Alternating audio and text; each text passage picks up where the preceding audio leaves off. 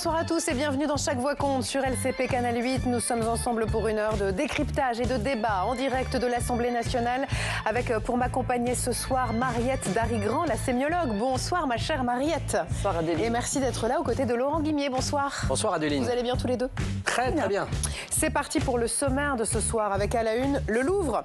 Un premier rapport d'enquête accablant, une grève en perspective et des joyaux de la couronne toujours dans la nature. Le musée le plus visité du monde vit une fin d'année compliquée. 2 mois après le cambriolage retentissant de la galerie d'Apollon, les députés, eux, préparent une commission d'enquête parlementaire et nous en parlons ce soir avec Alexis Corbière. Bonsoir. Député écologiste et membre de la commission des affaires culturelles de l'Assemblée nationale. Merci d'être là aux côtés d'Alexis Fritsch, secrétaire général de la CFDT Culture qui appelle à la grève à partir de lundi prochain. Bonsoir à vous. Bonsoir. Et merci d'être là aux côtés de Didier Rickner. Bonsoir. Bonsoir. Vous êtes journaliste et fondateur du magazine en ligne La Tribune de l'Art. Merci d'être avec nous. Mariette, quel est votre mot du jour ce soir? Écoutez Adeline, le mot musée s'imposait ce soir. Il a l'air tout simple, tout le monde sait ce que c'est. Mais en fait, vous allez voir, il est très riche et il pose des questions politiques importantes. On a hâte d'entendre ça, Mariette. À suivre aussi, quelle histoire avec Laurent Guimier. Donald Trump qui prophétise l'effacement de la civilisation européenne sous le poids de l'immigration. Face à ça, l'Europe est plutôt muette et discrète. Je vous explique pourquoi et pourquoi ça pourrait peut-être changer bientôt. Dans la deuxième partie de Chaque Voix compte, place à la question qui fâche. On va parler de la liquidation judiciaire de Brandt, dernier fabricant français d'électroménagers. C'est la plus grosse liquidation dans l'industrie en 2025. 710 emplois supprimés. Faillite industrielle ou faillite politique? On en débat avec 3 députés. Richard Ramos, député Modem du Loiret, où se trouve une des 2 usines Brandt. Aurélie Trouvé, député LFI de Seine-Saint-Denis, membre de la commission des affaires économiques. Et Guillaume Bigot, député Rassemblement national du territoire de Belfort. Nous attendons vos réactions ou vos réflexions. Vous pouvez flasher le QR code qui s'affiche ici sur votre écran. À 20h30, rendez-vous avec Marco Pommier pour Bourbon Express, le journal de l'Assemblée nationale. Voilà pour le menu de ce soir. Installez-vous confortablement. Chaque Voix compte, c'est parti.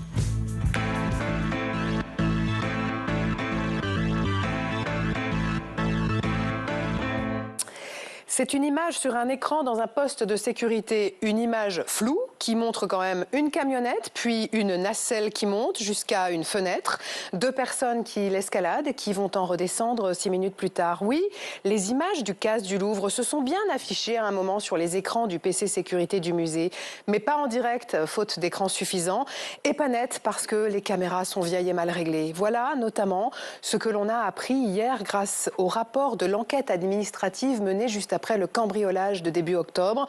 Un cambriolage qui aurait pu être évité à 30 secondes près. Baptiste Garguy-Chartier nous explique pourquoi.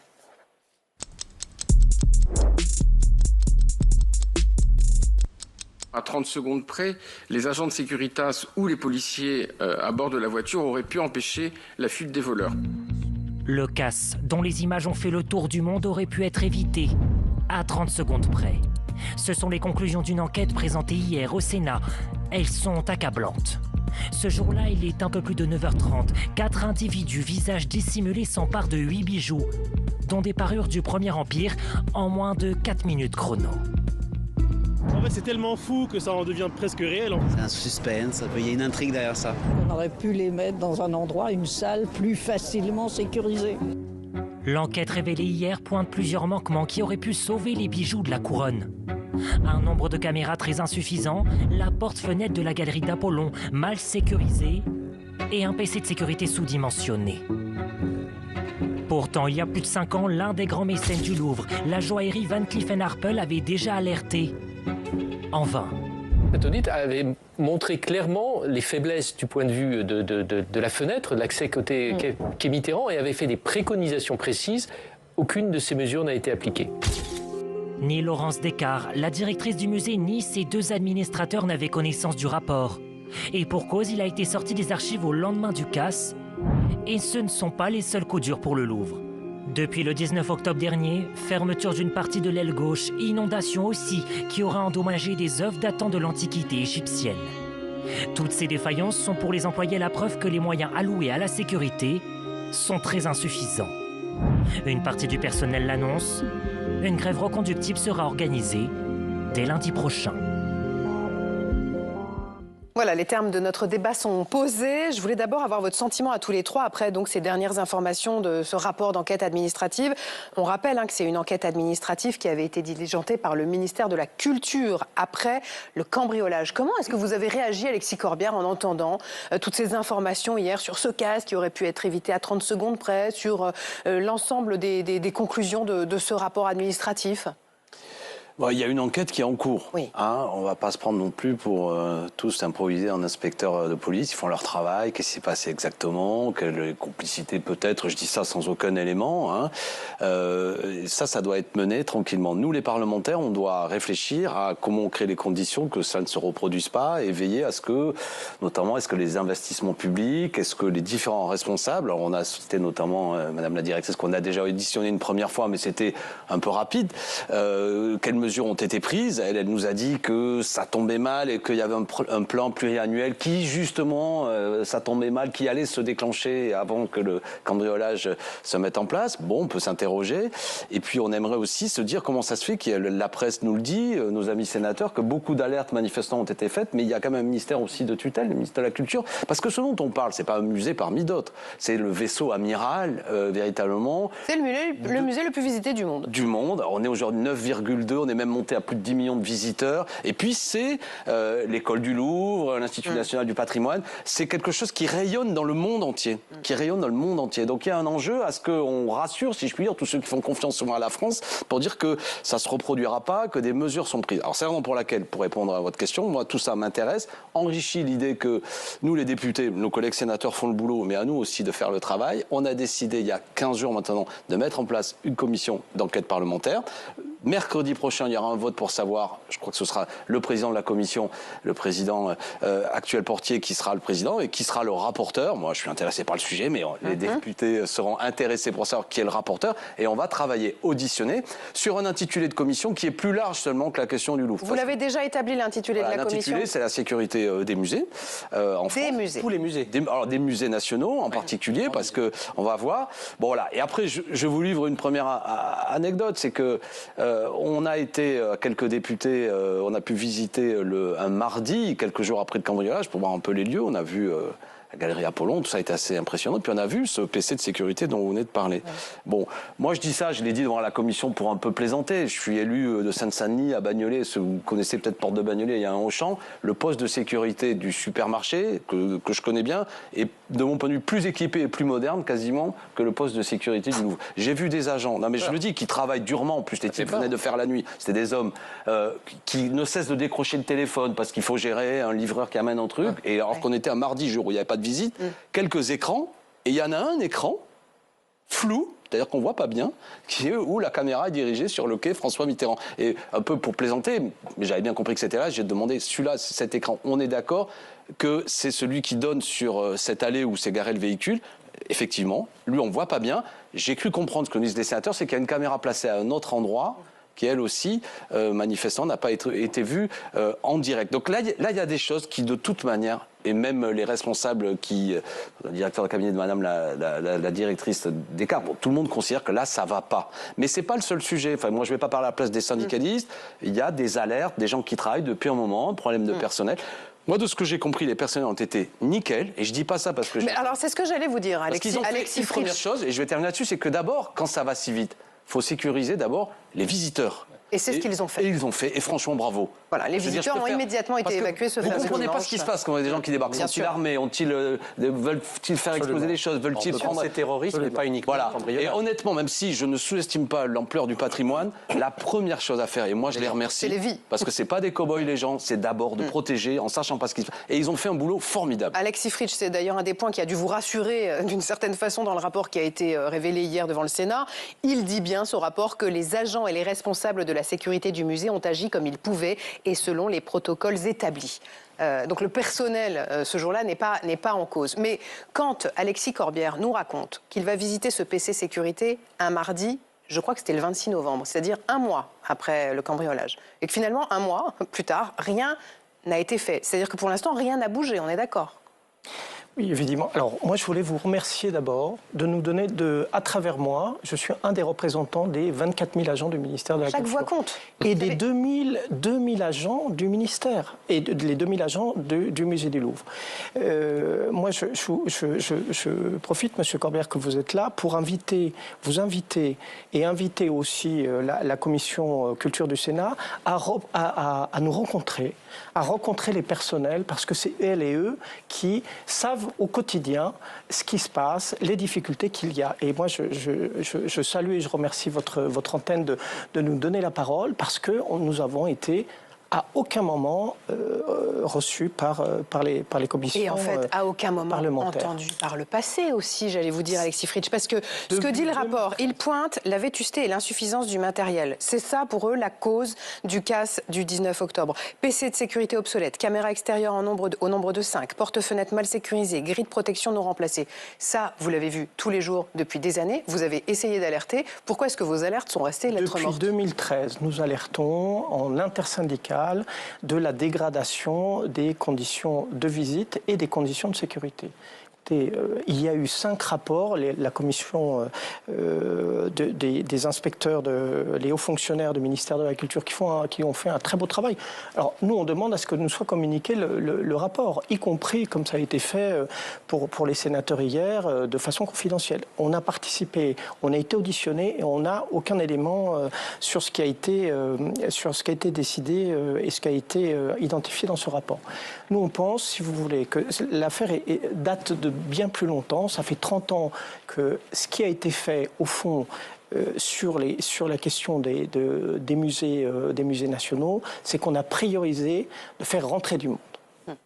Aux dépens, vous le rappeliez, aux dépens de la sécurité des visiteurs et des œuvres. Ça fait 30 ans que ce qu'on fait, les grands projets qu'il y a d'aménagement dans les établissements sont pour faire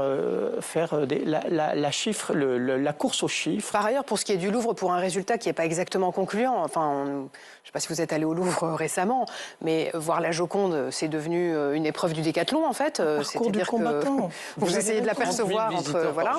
30 000 visiteurs par jour, c'est une ville moyenne en France.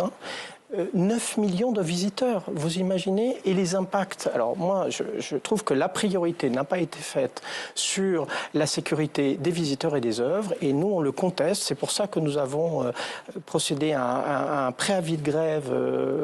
Madame Rachida Dati nous a reçus à apporter un certain nombre d'éléments, mais c'est insatisfaisant. Nous, ce qu'on pense, c'est que c'est pas uniquement des caméras en plus qu'il faut, ou un beau PC de sécurité. Il faut des agents pour que, évidemment, du moment où vous avez une caméra, si vous n'avez personne derrière pour intervenir, ça ne marche pas. On va reparler de votre... Juste, sans parler à leur place, quand ils sont mis en grève, en juin, ils s'opposaient à la suppression de 190 postes, je parle sous votre contrôle, notamment dédiés à la sécurité. C'est quand même piquant qu'au mois de juin, ils se soient mis en grève, eux, pour qu'il n'y ait pas suppression de 190 postes. Ah bon. Et là où il a parfaitement... Moi, je ne veux pas porter des accusations. Ce n'est pas qu'un problème technique et technologique. C'est aussi Monsieur Corbière, je vous invite à nous recevoir, que la commission reçoive celles et ceux qui... Je pense que la commission elle est en train d'établir la liste des personnes qui seront entendues. Et ça me semble une évidence. Ne recevez pas uniquement... Je voudrais aussi vous entendre, Didier Rickner, sur, d'une part, ce rapport d'enquête administrative révélé hier, et puis le rapport Van Cleef. Le rapport Van Cleef & Arpels, qui est une annexe au rapport qui a été présenté hier devant les sénateurs. Vous voulez bien nous en parler de ce rapport Van Cleef ? Je ne l'ai pas lu, moi. Je ne l'ai pas vu. Personne, en fait, j'ai l'impression. J'ai beaucoup de documents. Je pourrais vous parler de documents que d'autres n'ont pas, manifestement. Ce rapport, je ne l'ai pas vu. Simplement, ce que je note, c'est que, manifestement, elle a dit qu'elle l'avait le 23 octobre. Elle l'a remis à la commission d'enquête. Je crois qu'elle a été interviewée par votre... Elle a été reçue par votre commission... Auditionnée, pardon, par la commission culturelle de l'Assemblée nationale.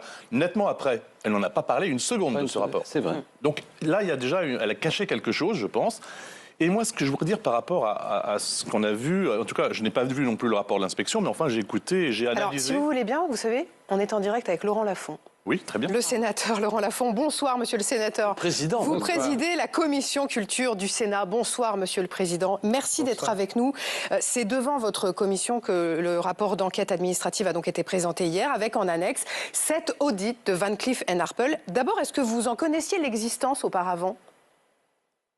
Non, moi je l'ai appris en lisant Le Monde il y a quelques jours, et c'est suite à cette lecture du Monde et surtout la découverte de cet audit Van Cleef & Arpels qui, disons-le, décrivait ce qui allait se passer le 19 octobre, que j'ai rappelé qu'il y avait une enquête administrative et que ça serait bien que cette enquête administrative nous soit rendue publique, enfin qu'on ait consultation. J'ai reçu l'enquête administrative quelques jours après, et à la lecture de cette enquête, j'ai considéré que moi je ne pouvais pas conserver seul ce document, et j'ai souhaité que nous poursuivions des auditions au niveau de la commission de la culture du Sénat, et que les sénateurs qui le souhaitent, dans des conditions de sécurité, parce que ce rapport reste...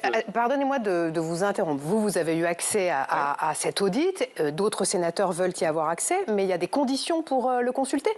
Non, oui, parce que c'est un rapport qui n'est pas public. Donc nous avons fait en sorte que les sénateurs de la commission qui le souhaitaient puissent lire le rapport dans des conditions qui faisaient qu'on ne pouvait pas prendre de photos ni de photocopies pour garder le caractère confidentiel du rapport. Mais le contenu de ce rapport me paraît extrêmement important pour comprendre ce qui s'est passé, pour comprendre les défaillances, ce qui n'a pas marché, ce qui explique, parce que c'est tout ce qu'on voit à la lecture de ce rapport, c'est que c'est pas un accident le 19 octobre, c'est pas quelque chose qui est la série d'un manque de chance, d'une accumulation de hasard, etc. C'est en fait des décisions qui n'ont pas été prises, des investissements qui n'ont pas été faits, des recommandations qui n'ont pas été suivis des faits, et qui a abouti à ce cambriolage du 19 octobre. Didier Rickner voudrait vous poser une question, Monsieur le Président. Oui, enfin, c'est pas tellement une question, que je voudrais surtout signaler que hier, donc, les inspecteurs ont décrit ce qui s'était passé. Ils ont expliqué que la présidente du Louvre, Laurence Descartes, avait en 2022 repoussé le schéma directeur parce que dans le schéma directeur, elle voulait que le PC central, c'est ce qu'ils ont dit exactement, soit près de la direction. Elle voulait qu'il y ait 5 PC de sécurité. Elle voulait que l'hypervision soit prise en compte, et elle voulait qu'il y ait des caméras suffisamment extérieures.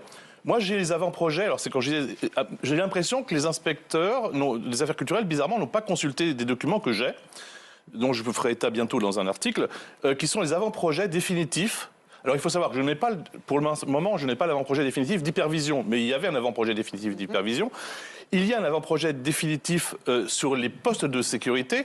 Eh bien, il était prévu parfaitement, contrairement à ce qui a été dit manifestement à l'inspection, que ça soit dans le pavillon Molien, c'est-à-dire juste à côté de la direction. Il était prévu qu'il y ait 5 postes. Il y en avait déjà 5, mais on conservait 5 postes, un poste principal et 4 autres postes. Or, elle dit qu'il fallait que ça soit fait. Il était prévu des caméras périphériques. Donc, elle a dit, et c'était dit d'ailleurs déjà, je crois, dans le rapport de la Cour des comptes, que tout cela avait été repoussé parce que ça n'allait pas. C'est pas vrai. Donc, on a perdu 3 ans. On a perdu 3 ans. Et si tout cela avait été mis en place, il est probable que ce casse n'aurait pas pu avoir lieu.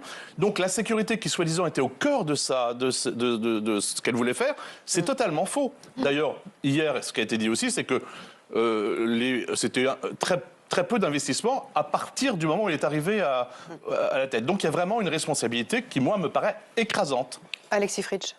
Moi, je voulais rappeler quelque chose qu'a dit un des inspecteurs hier qui nous a semblé très important, c'est la chaîne de responsabilité. L'autonomie n'est pas l'indépendance. L'établissement n'a pas fait appel aux personnes qui sont les sachants au sein du ministère de la Culture.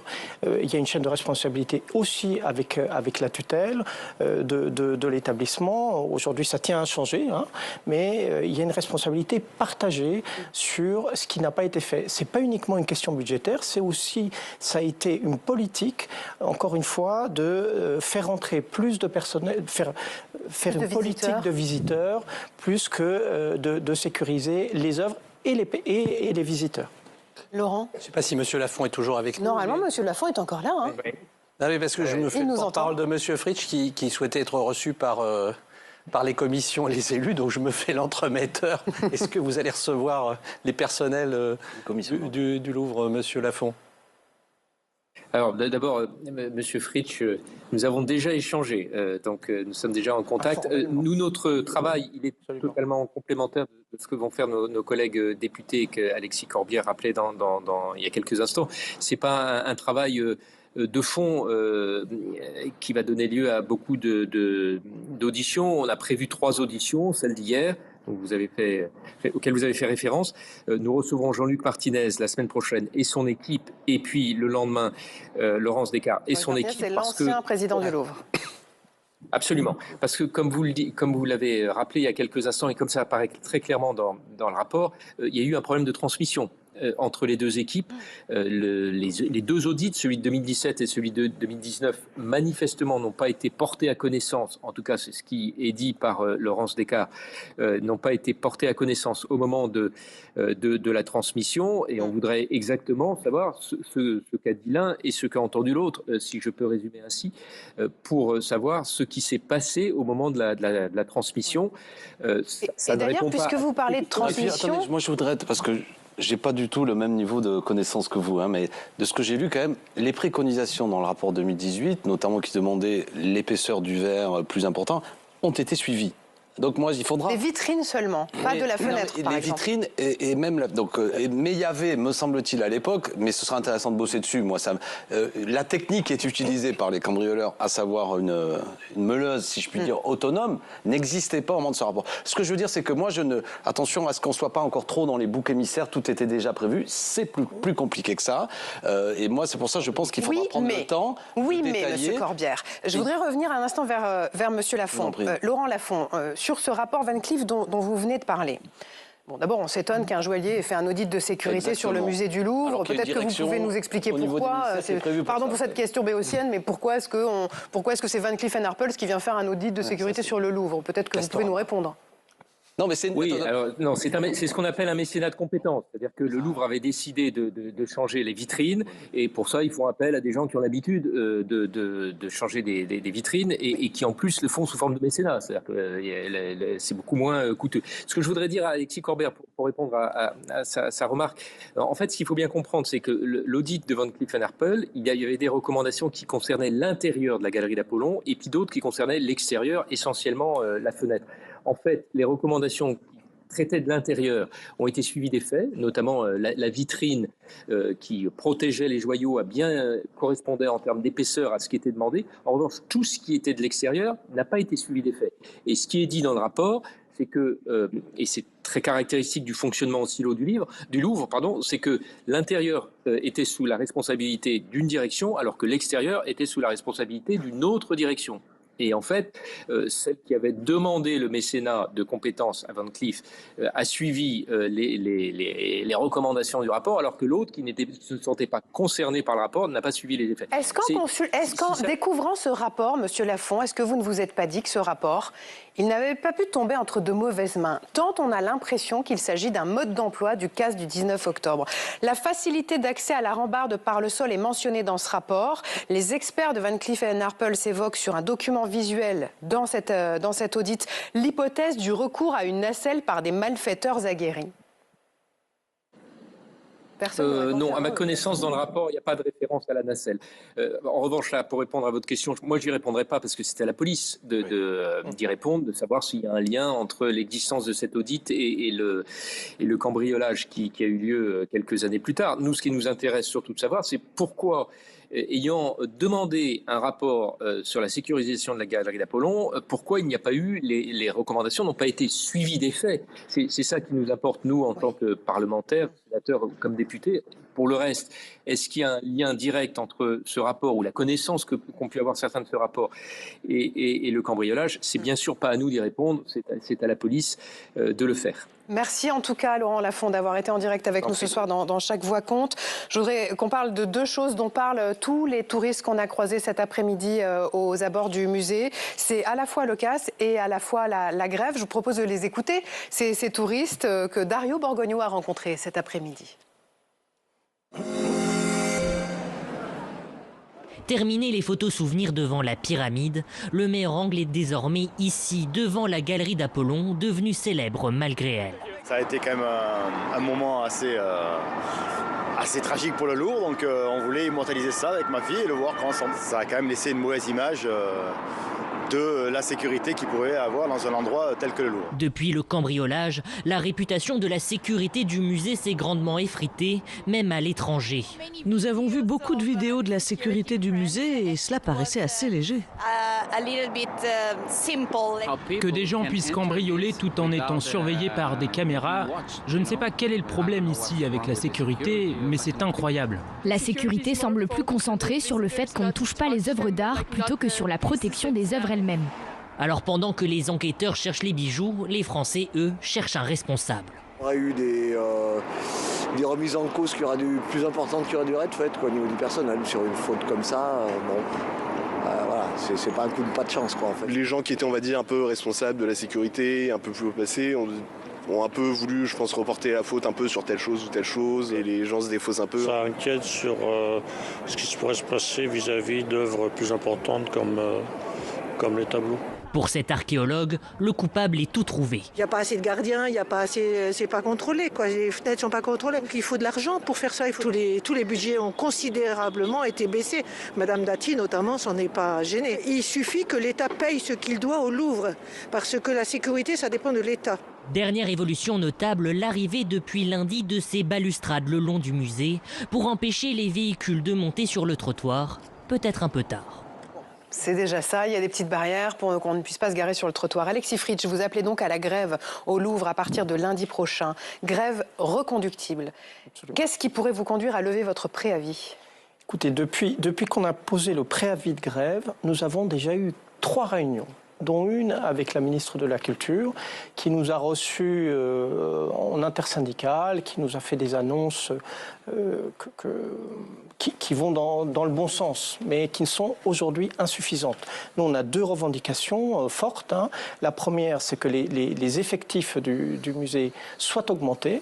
Et ça, je fais appel aux 2 chambres parlementaires pour qu'elles, dans les projets de loi de finances, ils prennent ça aussi en compte. Donc on demande l'augmentation du nombre d'effectifs au sein du musée du Louvre. Et le deuxième, c'est que le schéma de sécurité soit réellement mis en œuvre. Alors il y a des promesses, 2026, etc. Alors, petite confidence, ce que nous disait la ministre, c'est qu'elle allait procéder à une possible réorganisation au sein du musée. Alors, on n'a pas... Réorganisation de la direction ? Écoutez, on lui a posé la question, elle nous a dit qu'elle nous annoncerait ça officiellement le 20 décembre prochain. Alors, le 20 décembre prochain, c'est un samedi. C'est un samedi. C'est un samedi. Est-ce que vous réclamez le départ de la présidente du Louvre, Laurence Descartes ? Non, la CFDT ne demande pas des départs des personnes. Non, on pense qu'il y a une responsabilité partagée, qu'il faut revoir ça. Nous, ce que demandent les 2000 agents du musée, c'est que ça change. Si vous voulez, que ce qui est promis, c'est-à-dire un schéma de sécurité et des effectifs en plus, soit une réalité. Les têtes, vous savez, une personne ou une autre, il y a eu 3 directions successives. Ce n'est pas une responsabilité de cette seule direction. Il y a eu des directions successives qui n'ont pas pris leur responsabilité sur ce schéma de sécurité. Non, puis, pardon, mais moi je ne suis pas pour la démagogie et les fusibles, Parce que, bon, premièrement, je suis content que la ministre vous reçoive. Moi, je lui ai écrit, c'est pas pour ramener les choses à moi, dès le 21 octobre, notamment. Je reprenais les revendications, je le demandais, j'ai pas de réponse. La ministre, très bien qu'elle nous dise aussi à la représentation parlementaire ce qu'il en est sur des sujets qu'on pose, parce que c'est des sujets sérieux. On peut pas être dans l'hémicycle avec Madame Dati de dire faut moins de fonctionnaires, faut moins de personnel, mais quand il y a un problème, dire devant les syndicats, vous inquiétez pas, tout est lié.